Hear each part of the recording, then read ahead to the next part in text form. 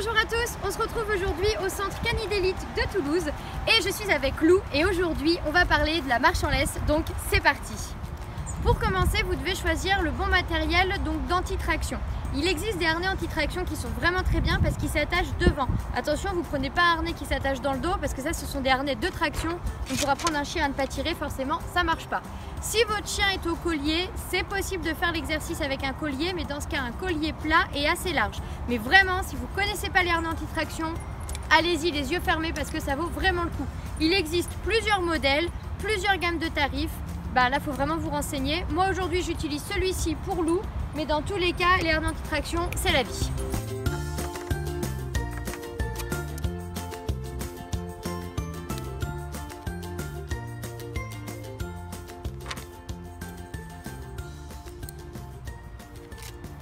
Donc, pour bien vous équiper, un harnais anti-traction, une laisse pas trop petite et des friandises. Et ensuite, il ne vous reste plus qu'à trouver un endroit au calme pour que votre chien puisse se concentrer et apprendre l'exercice nouveau que vous allez lui apprendre.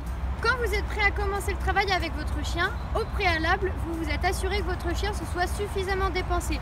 Lou, elle a été lâchée sur le terrain, elle a senti toutes les odeurs avant et ça c'est très important, sinon ça ne fonctionnera pas. Une fois que votre chien a bien identifié la zone, il a fait ses besoins, etc., vous pouvez commencer à lui apprendre quelque chose. Donc, la règle de base, c'est déjà de bien se tenir.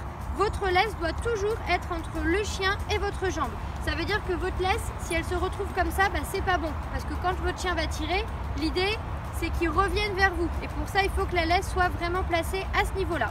Et une fois que ça c'est ok, c'est très simple. Vous allez donner l'indication au pied, commencer à marcher, demander un stop et féliciter à l'aide de friandises à chaque fois que votre chien finalement sera à la bonne place.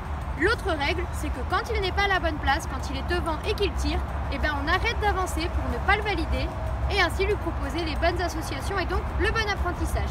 Je vous montre ça. Au pied. Stop.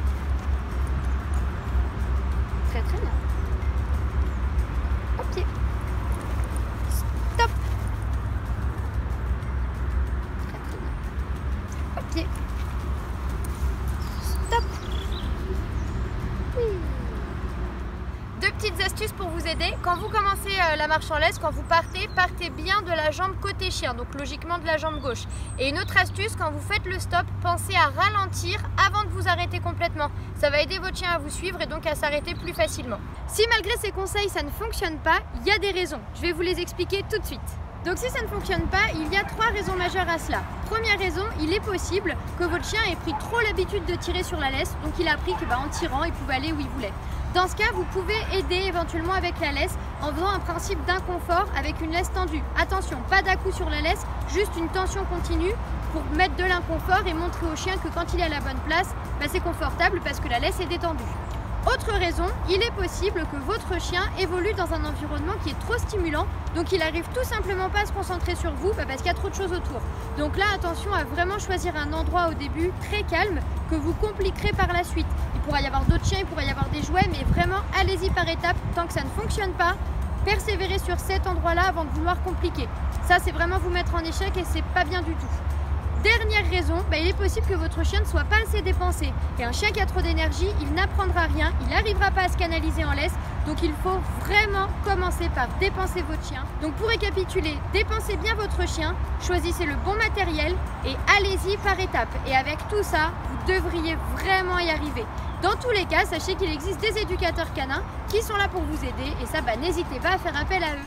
Voilà, c'était les conseils principaux pour apprendre la marche en laisse à son chien. Évidemment, il en existe d'autres, mais déjà avec ça, vous devriez vous en sortir. Pour le reste, si cette vidéo vous a plu, vous n'hésitez pas à la liker. Et moi, je vous dis à très vite avec Lou pour de nouvelles vidéos. Salut!